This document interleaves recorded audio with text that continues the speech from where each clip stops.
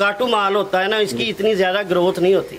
तो क्या तरीकाकार तरीकेकार ये है कि जो बंदा ले वो कंडे पे ले ले, कोई बात नहीं। कंडे पे भी अगर कोई बंदा परखने वाला है तो कंडे पे बड़ा अच्छा माल मिलता है। जी जी।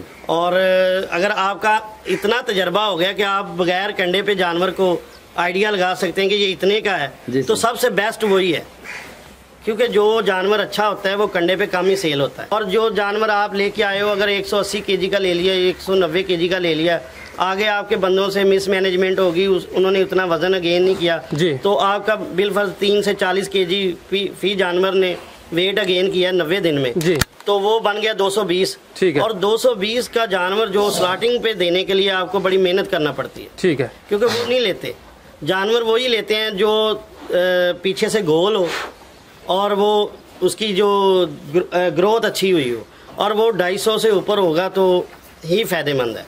ठीक है। वो 250 से ऊपर होगा, अगर 250 है तो वो आपके पास चल के आएंगे कि ये हमें दे। पीछे से जानवर जितना गोल होगा वो स्लाटिंग वाले कहेंगे ये जानवर हमें दे दो, हम आपको किराया भी देते हैं। अगर वो 210 है या 220 है तो आप कहेंगे कि जी आप हमसे जानवर ले लें, तो वो नहीं लेंगे आपसे। पैगाम तो यही है कि जी कोई भी काम है जो बंदा उसके ऊपर खुद नहीं होगा ना जी, तो उसका बेनिफिट नहीं। अगर आप कह रहे हो कि मेरे पास सरमाया है, मैं सरमाया लगा के तो मैं ये काम कर लूँ, तो मेरा ख्याल है कि उसमें वो उसको ज़्यादा प्रॉफिट नहीं होगी जी। जितना ज़्यादा टाइम हो सकता है आप इसके ऊपर दें और इसके ऊपर मेहनत करें, ये काम बुरा नहीं। अस्सलाम वालेकुम। वालेकुम अस्सलाम। सर कैसे हैं आप? अल्लाह का शुक्र है, आप सुनाएं। जी अल्लाह पाक का बहुत शुक्र है। जनाब का इसमें ग्रामी राना तनवीर हूँ नाम मेरा, और नाला शहर से ताल्लुक है मेरा। राना साहब आप कितने अरसा से बछड़ा फार्मिंग कर रहे हैं? 2 साल हो गए हमें ये बछड़ा फार्मिंग करते हुए, तो अल्हम्दुलिल्लाह बड़ा अच्छा है इसका तजर्बा रहा। पहले हम लेके आए थे ये वाले साहिवाल वाले जो जानवर है ना जी, ये हम साहिवाल से लेके आए थे पूरी लॉट, 17 जानवरों की ये लॉट थी। ये लेके आए थे हम स्लाटिंग के लिए जी, मगर ये जानवर हमें अच्छे लगे, फिर हमने इनको रख लिया कुर्बानी के लिए। ठीक है। इसके बाद हम लेके आए वाइट जानवर, वो आगे हैं, वो सारी नस्ल है, वो मुल्तान मंडी से लेके आए। उसके बाद चोलस्तानी है। इस वक्त हमारे पास 3 किस्म की वैरायटीज़ हैं जी, जिसमें साहिवाल है, चोलस्तानी है और हसारी नस्ल के जानवर हैं।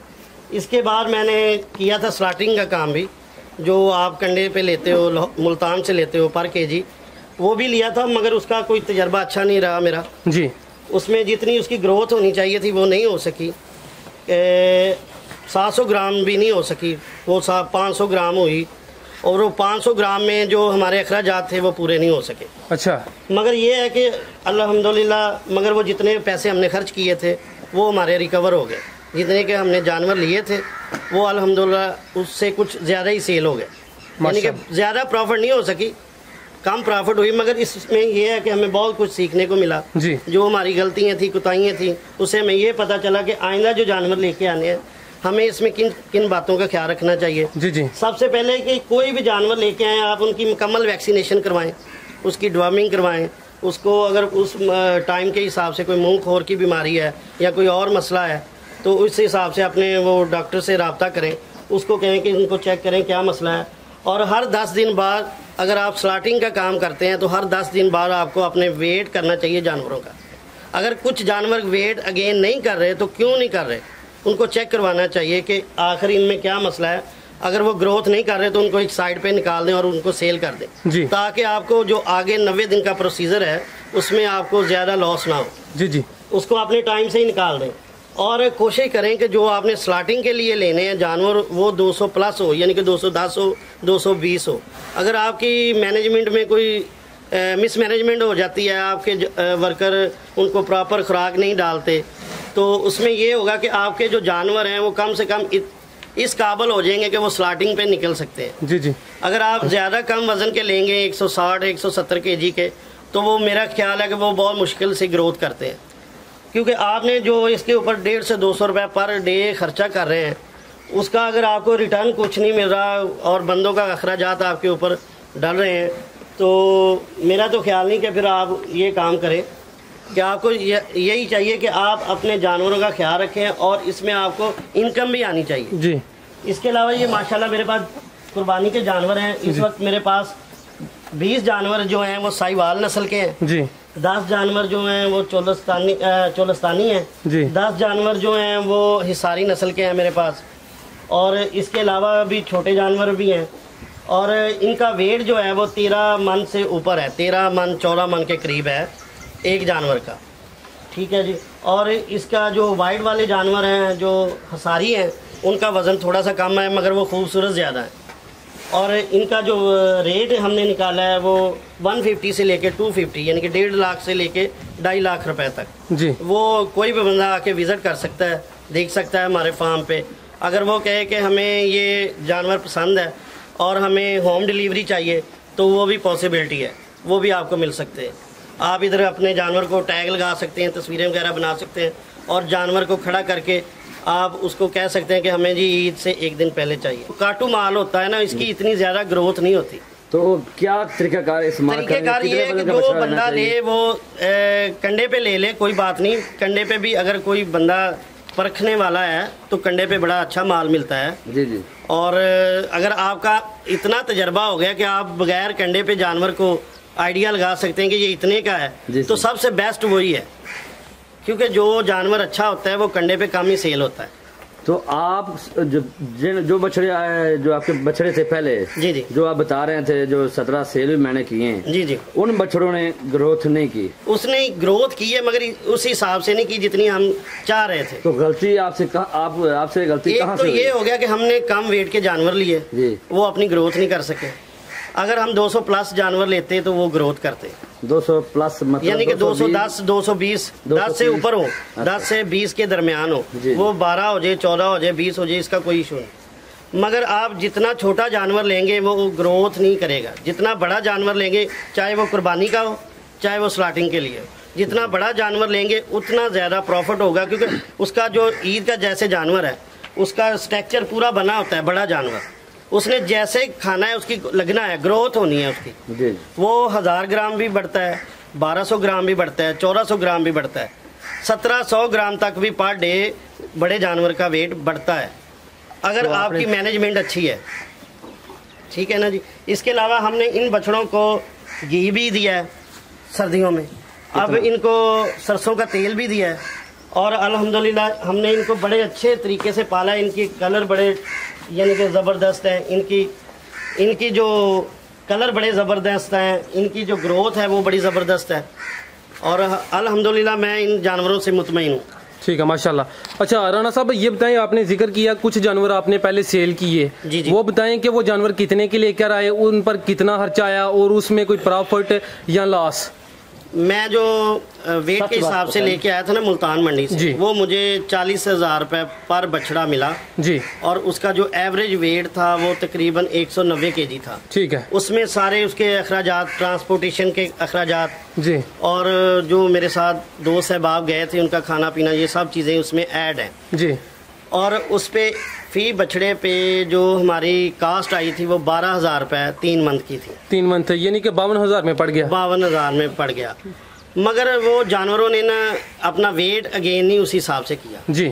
यानी कि हमने एवरेज लगाई थी कि अगर हमारे जानवर 700 ग्राम पर डे भी अपना जानवर वेट अगेन करता है तो 63 kg हमारा जानवर बढ़ेगा 3 माह में। 3 माह में, ठीक है। और उस हिसाब से हमें ज़्यादा प्रॉफिट नहीं थे मगर इतना लॉस भी नहीं था, हमें बहुत मकबूल प्रॉफिट मिल रही थी। मगर उसमें यह है कि वो जानवरों ने ग्रोथ नहीं की, वो 400 ग्राम 500 ग्राम, कुछ जानवरों ने तो 300 ग्राम भी की। अच्छा, जो एवरेज आई वो 400 ग्राम थी। मगर 400 ग्राम में आप देखें ना कि आप 2 kg वंडा दे रहे हैं या 3 kg वंडा दे रहे हैं, उसमें 6 kg तूड़ी दे रहे हैं, साथ में आप सबज चारा भी दे रहे हैं, वो तकरीबन और बंदों की जो सैलरी वगैरह है उसको ऐड कर लें तो आपको वो 200 प्लस हो जाता है, यानी कि फी डेज जो है ना।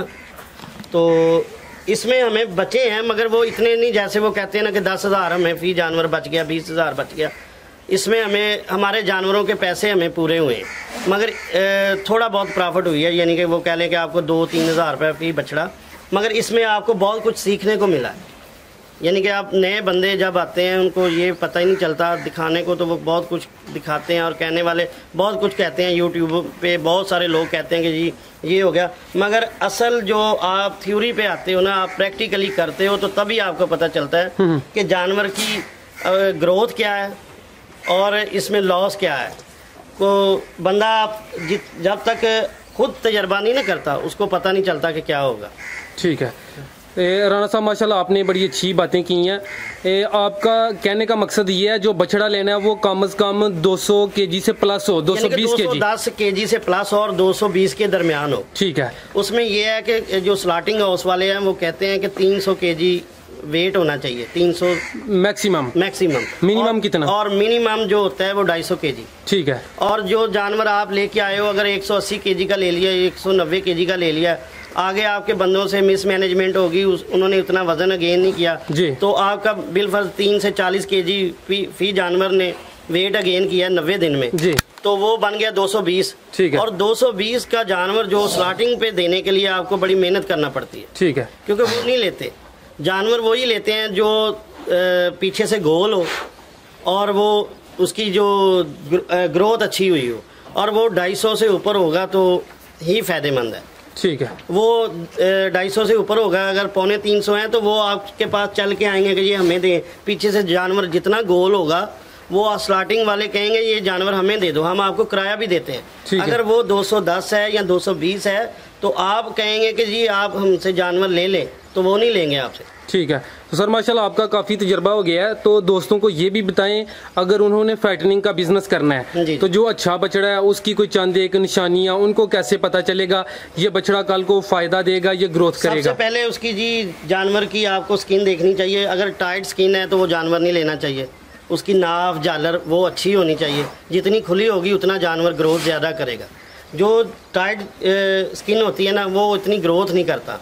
दूसरा ये है कि ये आपको सीखने से आएगा, बगैर सीखे तो कोई इल्म नहीं आता बंदे को। जब तक बंदे आपको मंडी में जाएंगे तो आपको कहेंगे सर मैं आपसे 200 रुपये लूँगा, मैं आपको जानवर ले दूँगा, बहुत अच्छा जानवर ले दूँगा, मगर वो सब झूठ बोल रहे होते हैं। 200 रुपये में कोई भी नहीं बंदा आपसे मुखलस होता, और वो भी आपको जानता भी ना हो तो वो आपको कहे, वो आगे बंदे से वो खुद कहता है कि जी आप मुझे क्या दोगे। जी जी। तो वो अपना फ़ायदा सोचता है, वो जो कस्टमर गया है उसका फ़ायदा नहीं सोचता। ठीक है। माशाल्लाह सर बड़ी अच्छी आपने बातें बताई हैं। तो अभी माशाल्लाह ये जो बछड़े आप तैयार कर रहे हैं इनकी ग्रोथ अच्छी है। हाँ जी। पहला फ्लाक आपका उसने ग्रोथ अच्छी नहीं की। हाँ, उसमें आपने बताया कि जो जानवर लेना है उसका कम से कम वेट इतना हो। जी जी। तो इनकी ग्रोथ में एक तो इनके वेट का मेन रोल है कि हाँ, जो आपने खरीदारी करनी है वो अच्छी हो। तो अभी इनकी जो तैयारी है, इनकी जो खुराक है, जो वंडा है जिसपे ये अच्छी ग्रोथ करते हैं, वो कौन कौन सी है? ये देखिए जी, वंडा कोई भी हो अगर जिसको आप इस्तेमाल कर रहे हो ना उसको चेंज नहीं करना जल्दी, क्योंकि जब आप वंडा चेंज करते हो तो जानवर 15 से 20 दिन पीछे चले जाता। आप मैक्सिमम कम कर लें, ICI का कर लें, जो भी आपके इलाके में आपको अवेलेबल है वो वंडा इस्तेमाल करें। मगर ये है कि वंडे का आपने मैंने वो फिर वही बात है कि 10 दिन बाद आपने रिज़ल्ट चेक करना है कंडे पे कि इसने कितनी ग्रोथ की और फी जानवर ने कितनी ग्रोथ की, उसको टैग लगे हों। ठीक है। टैग लगने से आपको ये होगा कि ये जानवर जो है इसने इतनी ग्रोथ की है 10 दिन में। अगर वो आपकी रिक्वायरमेंट के हिसाब से ग्रोथ नहीं कर रहा तो उस जानवर को एक साइड पे कर दे, उसको डॉक्टर को चेक करवाएं कि क्या जो हमने डिवर्मिंग करवाई है वो ठीक हुई है, या हमने जो इनकी वैक्सीनेशन वगैरह करवाई हैं वो मुकम्मल हैं, ठीक है। क्योंकि आपको वैक्सीनेशन, कुछ लोग कहते हैं कोई बात नहीं जी हमने वैक्सीनेशन पर इतना ख़र्चा नहीं करना। ये जो 1000 या 700 रुपये जो आपका वैक्सीनेशन का है, इसमें यह है कि आपके जानवर तंदुरुस्त रहते हैं, आने वाली बीमारी से बचते हैं। जब आप अपने फार्म पे लेके आते हैं, शायद आप जैसे आप कहते हो कोरोना आ गया और बाहर से बंदा लेके आता है, तो ऐसे ही जानवर बाहर से आया है, पता नहीं क्या अपने साथ लेके आया, कोई भी बीमारी हो सकती है। जो आपके उधर लाखों के जानवर हैं वो उनको नुकसान पहुँचाए। इससे बेहतर है कि अगर उसके ऊपर 600 या 700 रुपये खर्चा आता है, यहाँ आप खुद इतने एक्सपर्ट हैं तो खुद आप जाके उधर मेडिकल से कोई भी दवाई ले लें स्टोर से, आप खुद उसकी वैक्सीनेशन कर लें। ठीक है।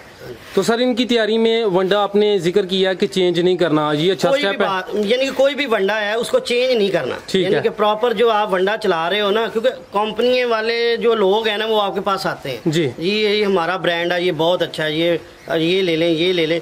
मैं किसी कंपनी का नाम नहीं ले रहा। ठीक है। आपके इलाके में कोई भी कंपनी हो आपको अच्छी लग रही हो कि ये इसका रिजल्ट ज़बरदस्त है, बाकी 10 दिन के बाद आपको रिजल्ट का पता चल जाता है। शुरू में आप अगर चेंज करना चाहें तो वो कर सकते हैं, मगर अगर आपको 1.5 माह या 2 माह से ऊपर हो गया है ना तो फिर आप जानवर को जो है वो चलने दें। ठीक है, फिर वंडा चेंज ना करे। तो सर अभी इनकी जो रूटीन होती है शुरू दिन से लेकर कितना वंडा इस्तेमाल करना है, वनडे के साथ तूड़ी देनी है, सबस चारा देना है या कि कोई और चीज देनी है, उसकी जरा तफसील। आप स्लाटिंग के लिए लेके आए ना, तो आते आपने वंडा नहीं शुरू करना, कम से कम 5 दिन आपने उनको सबस चारा दें, ताकि उनका जो मैदा है ना वो इस चीज़ को एक्सेप्ट करना शुरू कर दे। जब जानवर मंडी से आता है ना तो थका सा होता है, वो प्रॉपर ना तो पानी पीता है ना अपना वो सबज चारा खाता है। ठीक है, 5 दिन आप उनको ग्रीन पाउडर दें यानी कि सबज चारा दें। उसके बाद 10 दिन आपने उनको देना है वो आधा kg आप वंडा कर लें, और जो 2 kg तूड़ी एक टाइम, और जो आधा kg वंडा है उसमें भी आपने वो आधा करना है 2 टाइम के लिए। ठीक है, आधा kg वंडे को 2 टाइम में तकसीम कर देना, और तूड़ी जो टोटल है वो 4 kg डालनी है 2 टाइम पे, और साथ में आपने सबज चारा डाल दें। 10 दिन के बाद अगला जो प्रोसेस आएगा ना जी 15 दिन का, उसमें आप वंडा 1 kg कर दें, ताकि कोई मसला नहीं, उनका जो मैदा है ना वो चीज़ को एक्सेप्ट कर चुका होता है जी। अगर आप कहें ना कि मैं जानवर आज ही लेके आया हूँ तो सुबह मैं इनको 1 kg वंडा डालूँ, 6 kg तूड़ी डालूँ, यानी कि आधा kg वंडा डालूँ 2 टाइम पे, और इसको सबज चारा भी ज़्यादा डालूं, तो हो सकता है उसका मैदा रुक जाए जी, आपको परेशानी हो। क्योंकि मुकम्मल वैक्सीनेशन होने के बाद इनको जो आप खुराक दोगे उसका फ़ायदा है।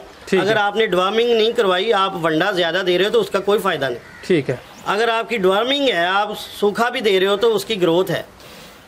ठीक है, तो सर ये आपने जिक्र किया है 15 दिन तक के बाद जो उसे 1 kg कर लेना है, 1 kg कर तो 15 दिन के बाद जो आप 15 दिन चलाएंगे ना, उसके बाद दूसरा मंथ शुरू हो जाएगा। ठीक है, पहले 5 दिन और 10 दिन का वो आपको मैंने शेड्यूल बता दिया, उसके बाद 15 दिन का आपको बता दिया 1 kg। अगले मंथ जो दूसरा मंथ है उसमें आपने 2 kg वंडा कर देना है जी। वो तूड़ी आपकी मर्जी है, 4 kg डालें 2 टाइम में, ये 6 kg, 3 kg तूड़ी और 1 kg वंडा, साथ में वो थोड़ा सा सबज चारा डाल दें आप।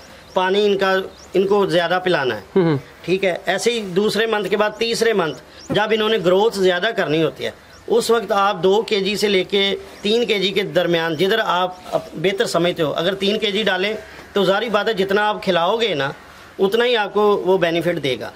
3 kg वंडा डालना है और 6 kg तूड़ी डालनी है जी, और साथ में आपने सबज चारा, यानी सबज चारा इसलिए ताकि इनका ज़बान का जायका चेंज होता रहे, और साथ में नमक ज़रूर रखना है आपने अपने जानवरों के लिए ना, क्योंकि जो इनका मैदा है वो सही तरह से काम करता रहे। ठीक है, यहाँ आप इनको वो अपने मसाला जात बनाकर भी दे सकते हैं, वो भी ठीक है। ठीक है, अच्छा राणा साहब आपने बड़े अच्छे तरीके से इनका जो फीडिंग का शेड्यूल है वो बताया। अभी जो पहला मंथ है उसमें खर्चा कम है, दूसरे में उससे ज्यादा है, तीसरे में उससे ज्यादा है। पहले आपने जिक्र किया कि इनका डेली बेस पे 200 खर्चा आ रहा है, यानी कि डेली बेस में मैं ये कह रहा हूँ कि जब आप एवरेज निकालते हो ना जी, तो वो उधर ही आके आपका वो 12,000 रुपये जो 3 मंथ का बनता है ना जी, क्योंकि जो तीसरे मंथ में जैसे 3 kg वंडा है 120 रुपए का जो वंडा ही आ गया। अच्छा, अगर 10 रुपए kg तूड़ी है तो 60 रुपए की तूड़ी आ गई, यानी कि अगर वो 120 और 60 180 हो गए। उसमें साथ आपने ग्रीन पाउडर यानी कि सबज चारा भी डालना है, और साथ में अपने जो मजदूर हैं उनका भी खर्चा डालना है। ठीक है ना, तो इसलिए मैंने कहा था कि ये जो तीसरा मंथ है उसमें खर्चा ज्यादा है 200 तक। हाँ जी, लेकिन अगर 3 माह का आप कह रहे हैं कि 12,000, ये वैसे ही है कि जैसे वो मैं कह रहा हूँ कि सबज चारा देना है आपने 5 दिन, तो वो आपका ज्यादा से ज्यादा 5 से 6,000 रुपये आएगा 5 दिन का। उसके बाद जो 10 दिन का खर्चा है वो आपका थोड़ा सा बढ़ जाएगा, यानी कि वो अगर आप आधा kg वंडा देते हैं तो आप 20 रुपए का वो लगा लें और 40 रुपए की तूड़ी लगा लें। ठीक है, और साथ में वो अपने 20 रुपए सबज चारे के और अपने मुलाजमों के वो 100 रुपए आ गया।